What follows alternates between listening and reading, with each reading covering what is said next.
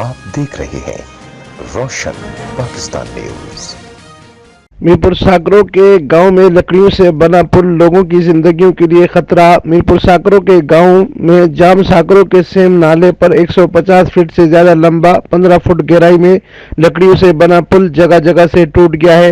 इस पर से रोजाना गांव के लोग, स्कूल के बच्चे गुजरते हैं और किसी भी वक्त पुल टूट सकता है, जिससे लोगों की जिंदगी को खतरा है। ये पुल 1998 में अबू बकर रिंद और फायून रिंद ने गाँव वालों के ताउन से बनवाया था। बार बार गाँव वाले अपनी मदद आपके तहत इसकी मरम्मत करते रहते हैं। इस वक्त पुल मुकम्मल तबाही की तरफ है और सेम नाले के ऊपर अवर होने की वजह से खतरनाक होता जा रहा है।